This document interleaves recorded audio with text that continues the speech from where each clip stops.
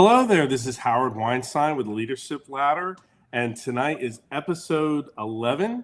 And I appreciate all of you that have been listening and sending some feedback on some of the sessions and whatnot. We have a real treat for you in this session. We have the pleasure of speaking to Gio Bastante. Gio is, among several other things, the core director for the Santa Clara Vanguard, as well as is the ensemble director for the Infinity World Percussion. And you would think I'd know that title because I work with her at Infinity. But there's so many titles of so many different things. So, So anyway, welcome to the Leadership Ladder, Gio. Awesome. Thank you so much for inviting me to this. This is awesome. Oh, I'm excited. I'm excited to interview you. And I have a little bit of a little bit of advantage from the standpoint, well, huge advantage from the standpoint that I get to work with Gio in the world of Infinity, because one of my leadership responsibilities is working with the leadership crew over there, which I'm sure we'll get into a little bit later. So I start each one of these podcasts with everyone that I've interviewed with the simple question of, getting your background. Like in fact, honestly, I'm going to learn a lot about you this evening that I don't even know myself yet, because this will probably be the most lengthy conversation you and I've had just one-on-one like this. Where were you born? I was born in Miami. So I'm a Florida girl through and through. Born in Miami, lived in Pembroke Pines basically my entire life. So you were like raised in South Florida. Mm-hmm. And where did you go to high school? I went to Flanagan High School. Oh, you were a Flanagan person. Yes, that is where the drum corps and marching arts itch kind of started. Yeah. Who was your band director there at that time? Steve Rivero. So it was Steve. Yeah. Nice. We're very lucky to have him. Mm-hmm. So tell us about that experience, what that led to. How did you get, how did it take you into marching arts? Because that seems to be the huge premise in your world at this point. Yeah. So I went into high school as a flute player. I never want to rag on woodwinds because I loved playing flute, but my first choice when getting into band in middle school was percussion, which you kind of see as my trajectory continued, that's where I landed and felt most comfortable. But I went in as a flute player and knew that I wanted a change. I started playing drum set in 8th grade. So going into freshman year of high school, I was like, okay, I'm going to audition on tenors, which as a 5'3", like 110-pound freshman, I was like, this would be cool, but can I really do this? I was a competitive cheerleader also at the time. So I survived better than I thought I would at the time. So I learned the whole packet. I came into the first, spring training, freshman, whatever it was. And a friend of mine was in the front ensemble. And she was like, come play marimba with me for a second. And I was like, okay, I'll try this out. And I was like, all right, I think I'm going to stick with this. This is a lot cooler. So I did end up playing tenors for, football games and parades and all of those mega battery sort of extended drum line is what we called it. So I did stay in the battery world a little bit, but I am a front ensemble person through and through. Really, it's something about it. I think it's the variety of things that you can do, and you don't just have to stick to one thing. Right. My instructor in high school for percussion was Brandon Cruz. He was the timpanist for Blue Devils in 95 and 97. You taught Brandon when he was in Braddock. And Yep. any of you guys on here, I feel like I'm 130, and I'm old. So Brandon is a class act all the way. Brandon is awesome. He definitely is. If I had to point out one or two people who've kind of shaped my future and the career that I have in doing this, he's at the top of that list. I can see why. Yeah, fantastic. Just great person. So he, in his, experience with marching arts, he was used to what I call kind of like the 90s front ensemble way, which is you don't play one thing. And that's even within like a piece. And I'm sure you're familiar with that. Every movement of our marching band show was, all right, and then you switch and you go to this instrument. So I'd start on chimes and go to concert bass drum and go to vibes. And so that was always fun. We don't get drill in the front ensemble, but that was kind of our version of drill. Right. No, I gotcha. I gotcha. So you worked with Brandon while you were in high school at Flanagan. Mhm. Did you have him all the way through high Yeah. school? And then what was next? What came next? I auditioned for the Boston Crusaders Okay. in my senior year of high school. I had a lot of friends, and this is, 2009 going into the 2010 season. So this was like in kind of the heat of Florida Crusaders almost, where every camp is in Tampa. Just shortly after I was there, actually, because I left Yeah. Yeah, I seven. had Tom Spataro was my core director. And so I had a lot of friends who were already either in Boston or auditioning that same year. So I figured, why not? I worked all my senior year, saved up all $2,000 that tuition used to be. Um, Don't listen, kids. oh my goodness.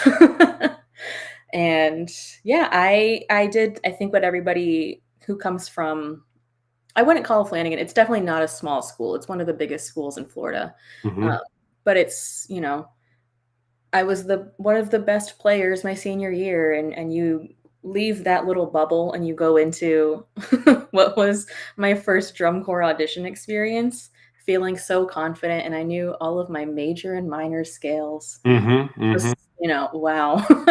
And immediately was humbled by all these college music majors, and I ended up calling Brandon that first night and sobbing.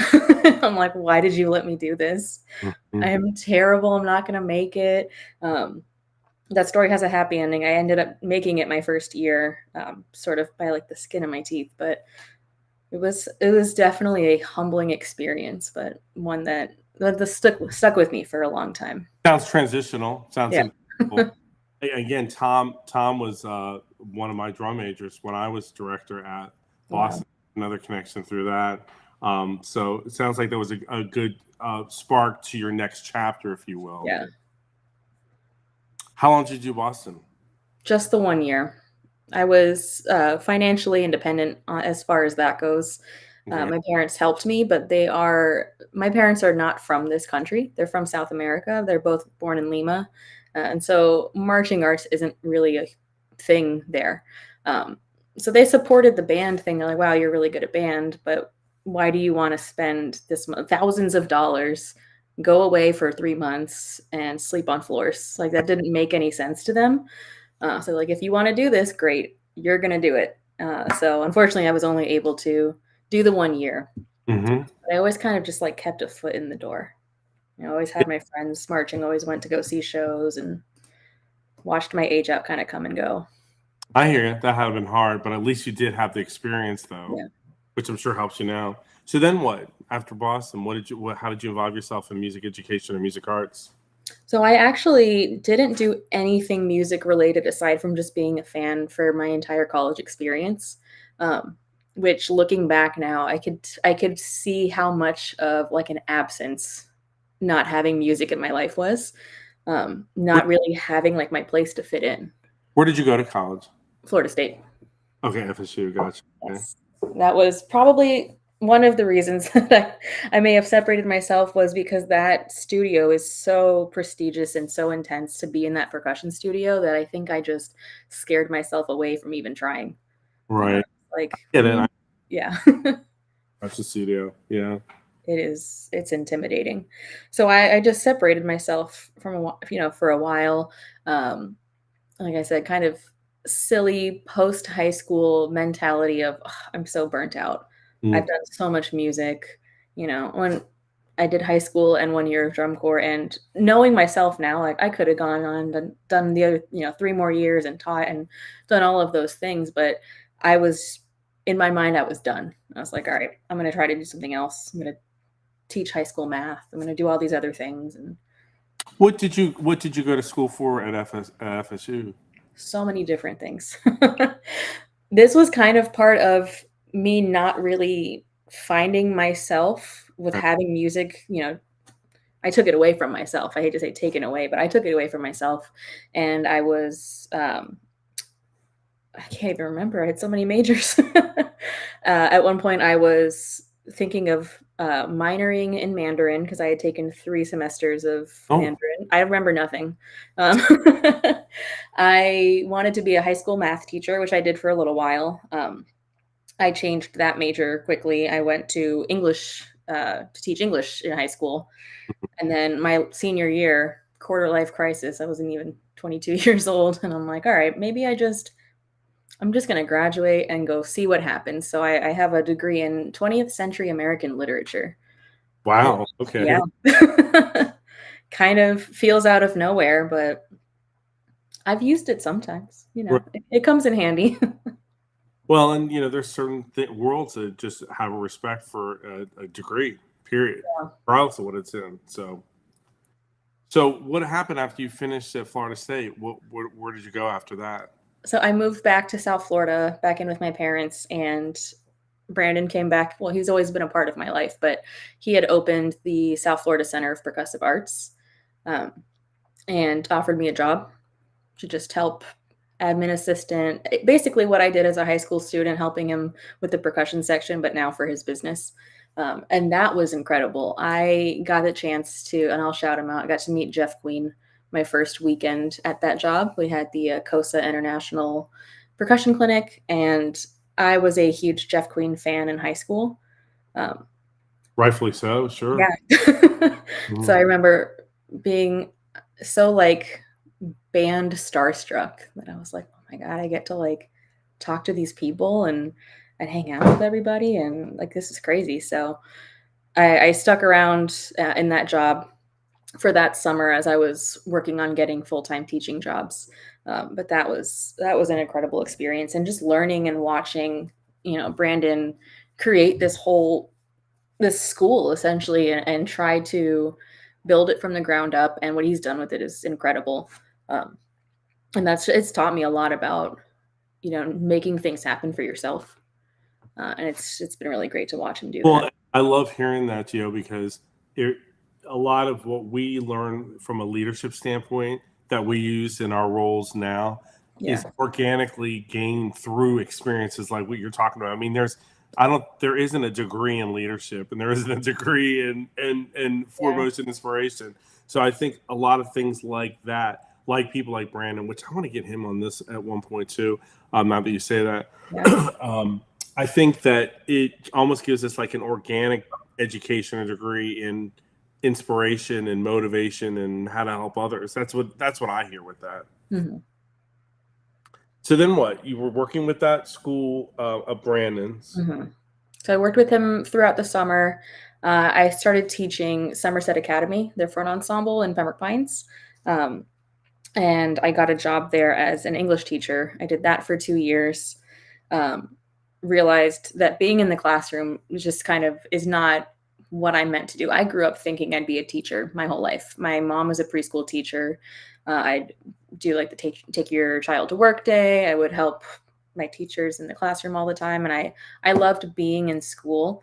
And I will admit I'm a little bit of a control freak, which I think has kind of followed me into my life and my career choices. But I did 2 years of teaching high school English and just realized like I don't think this is for me.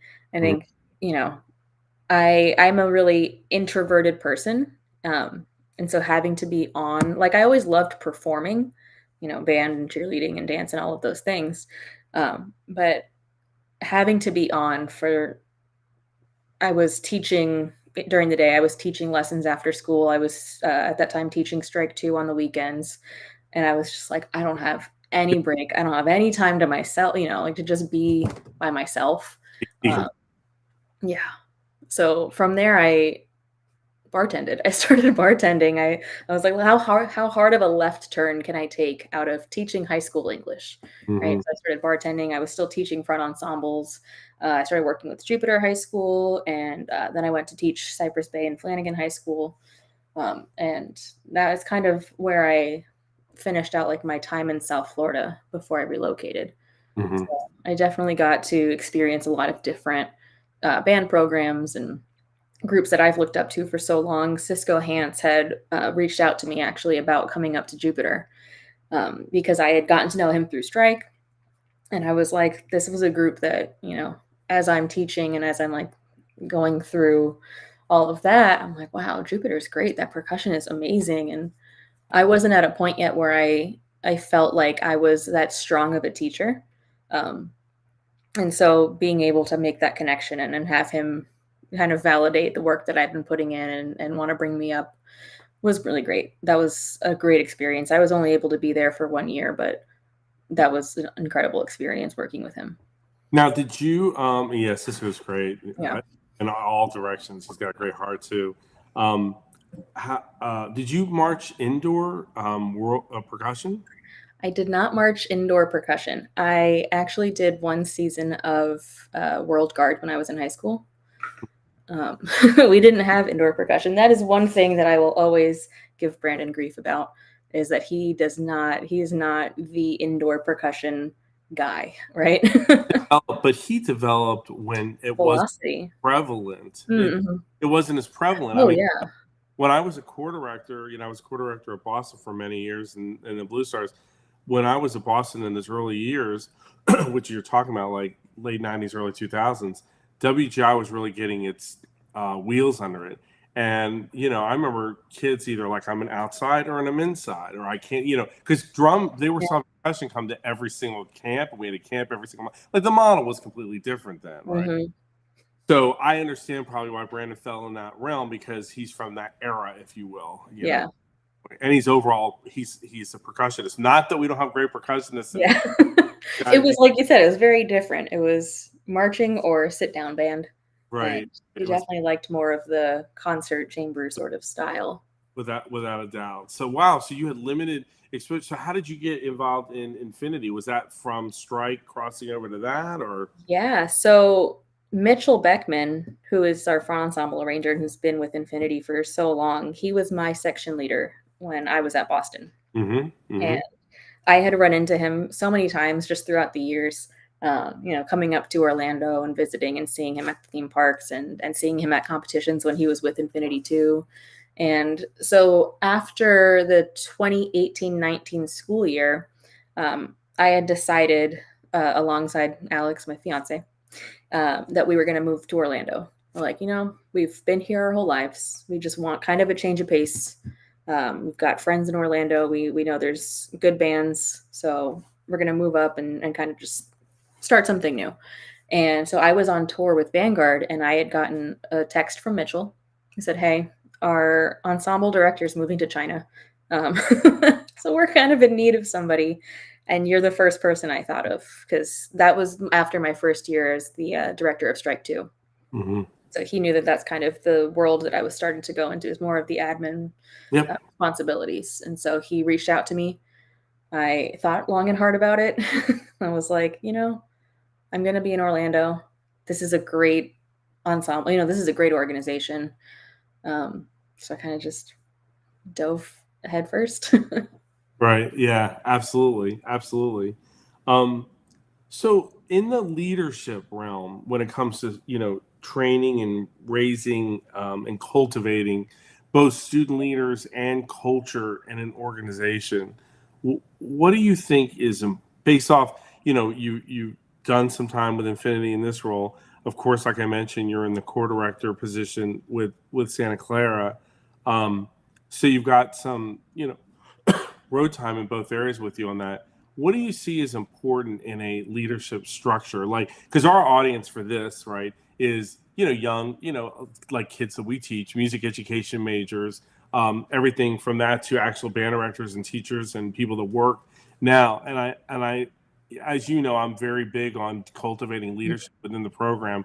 What are the facets and what elements you think are important in that?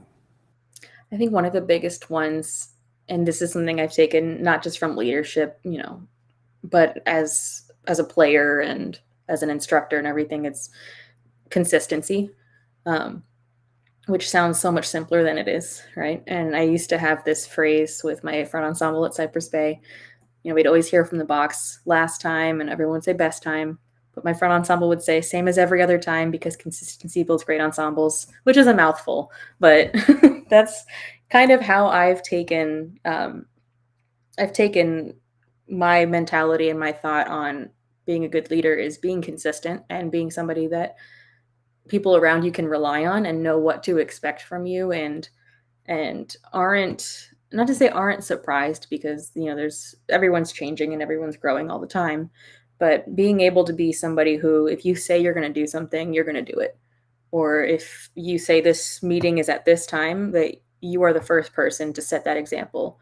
And if you're late for something, it's not the norm, or it's not something that is, oh, of course this is happening again, right? You're not an inconsistent person. um, and I think with so much going on, especially in members' lives these days, that having that consistency and having yourself be someone that they can come to and know that, and I'm still working on this, of course, but know that if they reach out to you, you're going to be able to have a conversation with them, that you're going to be able to, listen to them, and it's not something new every time, or not unsure of where you stand, or you're walking on eggshells. That's something that I always admired and always liked about, the leaders that I had growing up. So that's what I, like I said, it sounds, consistency is such like a simple word, but there's so much into it. I agree, and I feel like you know, I'm going to sound like old man in the snow, I guess, to an extent.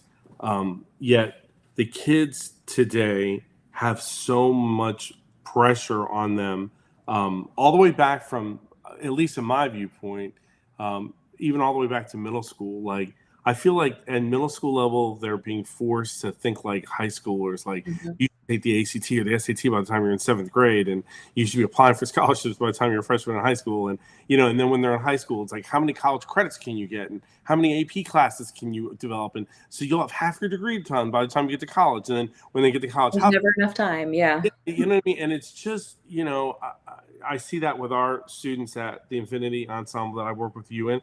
I work with Boston. I see that with the kids here. I'm sure you see that at SCV. I mean, like, I just feel like they're pulled in 94 different directions. And sometimes, and again, this sounds very cliche, but I think sometimes they just don't get to be a kid. They don't get to just be, you know what I mean? And I'm always hoping that the leadership lessons that we're able to bring them show them, because culture is the anchor of that. I feel like, because Yeah. then it disseminates throughout the entire ensemble. Are you seeing that? Do you feel that as well? Oh, for sure. I mean, I feel like a culprit of it sometimes, with the pressure of how competitive our activity is. And even outside of that, my sister, her son, my nephew, he just started 6th grade, and he was going into band. And I'm like, what are you going to play? When you get to high school, you can do this. Oh, and the feeder for this school is great. And then you come to a drum corps show. And I'm like, okay, he's in 6th grade. Let him kind of live his life and, and make his choices. But yeah, I mean, we live in, it's such a competitive world. And that's part of what draws me to marching arts. I've grown up in that sort of competition lifestyle, cheerleading and dance and all of those things. But I feel like with us too, with, the staff and admin and everybody on this side, it's always just kind of like a reminder that our experiences don't have to be everybody else's experiences. And everybody kind of comes to this with their own experience and their own history. And for some of them, yeah, it is, I want to be number one no matter what. But you don't always have that times 200 or 150 or whatever it is. But yeah, I'm definitely seeing that more and more every year. Yeah, yeah, it's a lot. So who you mentioned Brandon. Who've been some other big influencers as far as you developing yourself as a teacher and a director and a leader yourself? Who have there been any other major influences in your world? For sure. I mean, having to gotta think through, had a lot of mentors and people who've kind of helped me along the way. Um, Most recently, right, our new CEO, who I know you are familiar with, Russ Gavin. Yeah, yeah, of course. He's been fantastic. And he's done the job that I'm doing for 10 years, and I've never seen somebody, and you know, he started as a director at the same age that I did, which is our little fun fact. And I can tell the growth and the progress that he's made in his own career because I've never met somebody who goes on the road and has such like a level head. Grounded.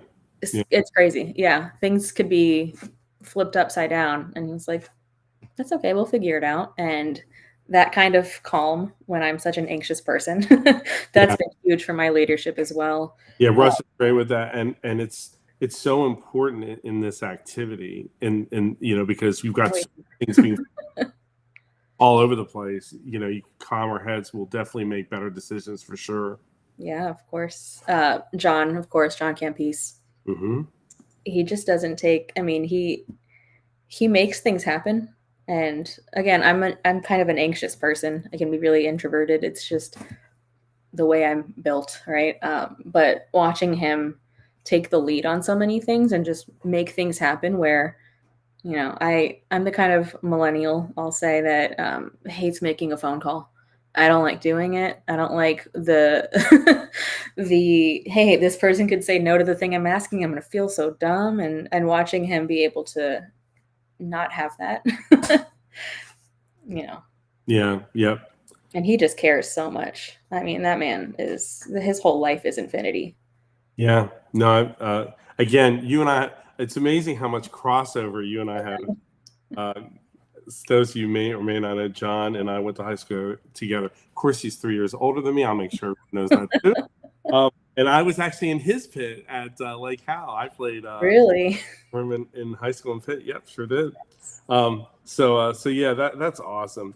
I think the next thing I want to ask you, Gio, is you know, in your in your time doing this so far, whether it be you mentioned Jupiter and Cypress Bay and all the schools you've taught at, and then of course Strike and Infinity and now Santa Clara and whatnot. What do you know now that you wish you knew then? Like if you could talk to your younger self as far as before you started down the path of leadership and teaching with all these groups, is there something that's striking to you that you're like, gosh, if I had known that at that point in time, what resonates from that standpoint with you? Hmm. I think a big part of it is knowing that I mean, how do I even say this?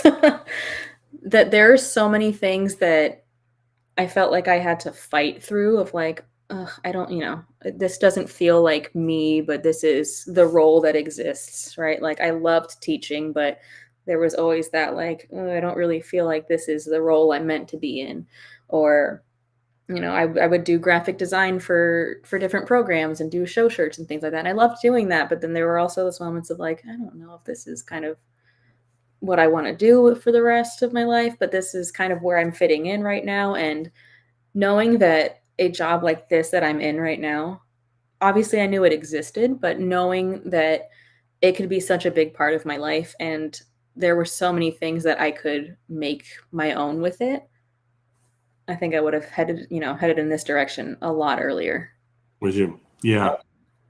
Yeah. No, I hear you that. I don't think I thought I knew enough or that I was a good enough player, which thinking back now, I'm like, that doesn't matter. You don't need to be the best player to be a director or anything like that. Like, there's a lot of qualities that I had that I didn't realize translated so well to being a core director, being an ensemble director. 100%. I mean, think about it. Even like when we're picking section leaders for in the ensembles and whatnot, Yeah. sometimes the best player isn't necessarily the best leader, and sometimes the person that's not the best player might be the best leader by far. So it's always interesting to see that kind of come together. And I also love what you said a minute ago about this is what the role is requiring. This is what I've got to grow into. That might not be me now, but I can make that happen. And we talk about that in leadership, even with our kids, Infinity, about intentional behavior and intentional uh, getting comfortable being uncomfortable is the terminology Mm. that I use in core and in all marching arts. Is that, and that to me is one of the hardest facets of what this is. Yeah. I think a That's lot where of the times growth happens. it does, yeah, without a doubt. That's without a doubt. Bingo, bingo. Um, what about, and I feel like, I want to ask you this in the right way. What about the whole, like, as you know, there's been very few female you're in two really key uh, director roles in the pageantry arts, and there just hasn't been a lot of female in those roles. Yeah, ironically, not ironically, that's the wrong word. Excitingly, I guess I should say, the people that have done it are the women that have done a fabulous job with it, from what I could see. How's that been for you? How's that vibe for you? Has that, or does it even come in your thought processes ever? Oh, it definitely comes into my thought process. I think it's hard for it not to. But I think having grown through the percussion world, it's not as heavily populated with women or people who identify as women. There's not as many. So I feel like I've always kind of been in that world where I'm one of few. And so excuse me. So it's not as jarring as I think it would be for somebody coming from a different world. Um, it's not my favorite all the time. I would love for there to be more women and more people of color in our activity and at this level as well. I don't have as many shared experiences that I can talk about with people in the room. I look around and I say, okay, well, there definitely is a different perspective that this person has had, right? Like we could have had the same experience, but they're not viewing it the same as I am, or they're not, it's always a little lonely. Um, I have been really fortunate, especially at Vanguard and Infinity, to have so many women around and have so many women that I can, talk to and bounce things off of and not feel like it's just me. Um, but yeah, it's on my mind a lot. I don't think that it necessarily I don't like to put it in my mind that if there's any reason that something is feels more difficult for me or feels like I'm overlooked for something. And I've been really fortunate to get a lot of good opportunities that I don't put that at the front of my mind. I'm always trying to figure out what I can do to make myself better. But it's always there. I hear you. Yeah. I hear you. And well, you're doing a great job. I mean, Infinity is doing phenomenal work. And gosh, we all come from different cores and different things and everything else. But seeing Santa Clara back on the field this summer, if you had a heart and a soul, you were in tears seeing that Kirk come back out there. So, and we see what's on the field, but you can't have that on the field without the work off the field. Mhm. It just doesn't work that way. You can have the best show in the world, best kids in the world, best talent, everything. But without people like you with your talent and your drive making something like that happen, it doesn't matter, because we've seen other organizations fall apart when you don't have that talent like you leading the charge. So you're doing great work with those groups, big Thank time. you. I feel super lucky too. The people that are around me, right? Like, I don't know how I could do it without them. Yeah. And I feel like I feel such a responsibility too. Like I said, going back to being, and I'm seeing a lot more, which is fantastic, but not many women in this role, or not many Latina women or people of color, just in general, anybody who's kind of, off of the norm, as Mhm. you'll say.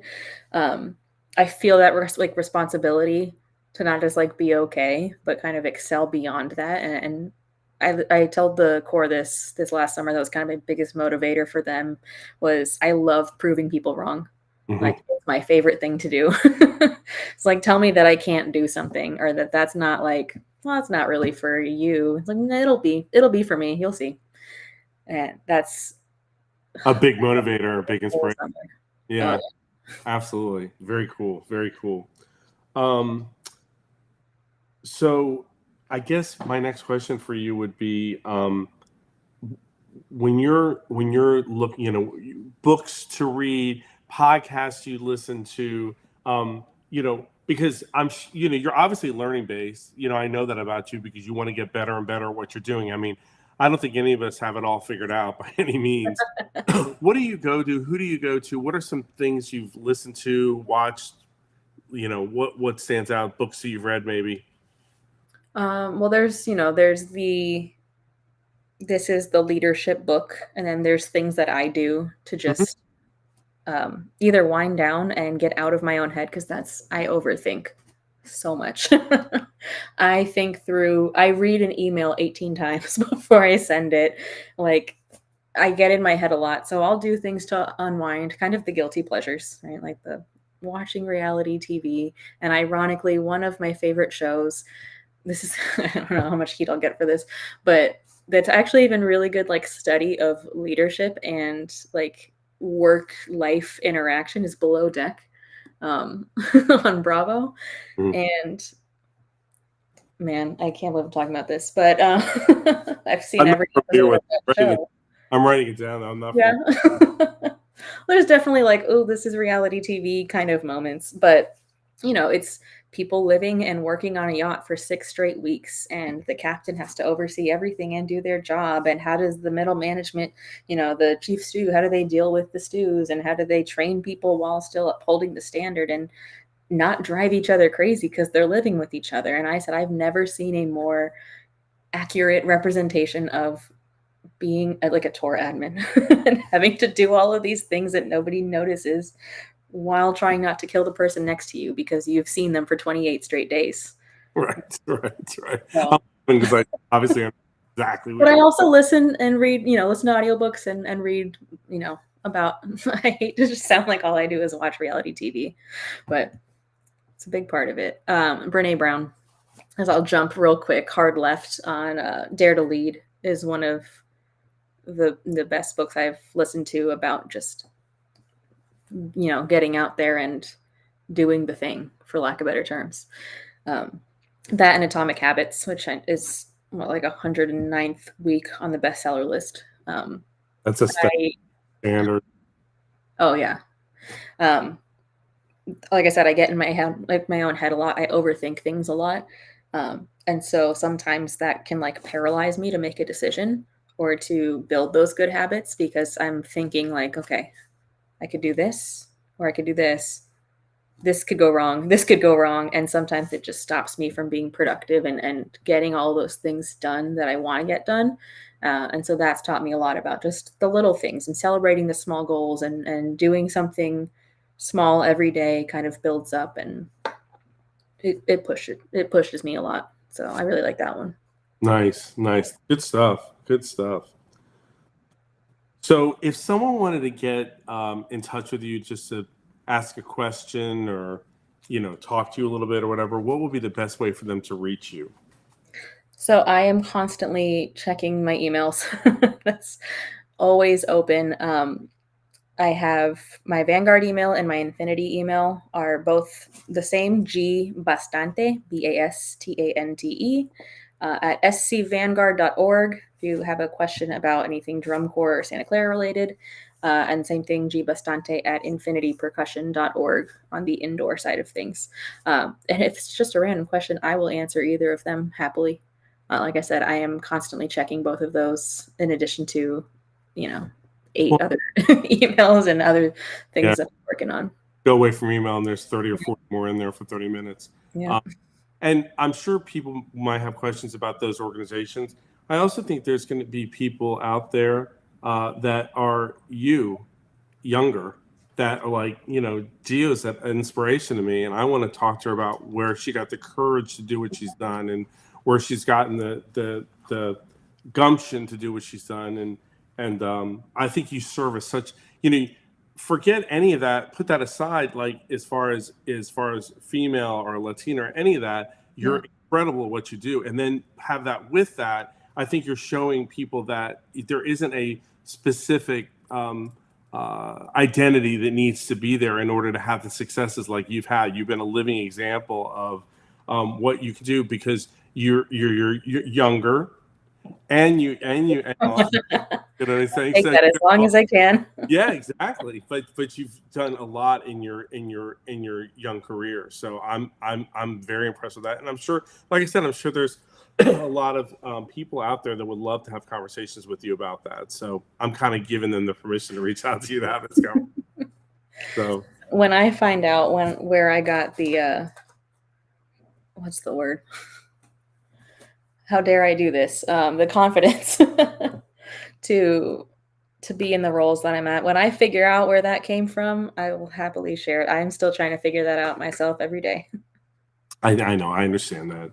I think many people are that really want to consistently get stronger and stronger Yeah. at what they're doing because we never arrive. We just never arrive. And I'm the youngest of 4. I'm a youngest sibling who is always like, "Who's the last?" There you go. That's awesome. That's Yeah, awesome. maybe I'm just constantly proving myself. I've met so many other youngest siblings who were in roles like this, and I'm like, "There's something there." Yeah, there is. Yeah, Yeah. that makes sense. That makes a lot of sense. Well, thank you a million for spending the time with us. I hope you all enjoyed hearing our conversation this evening. And Gio,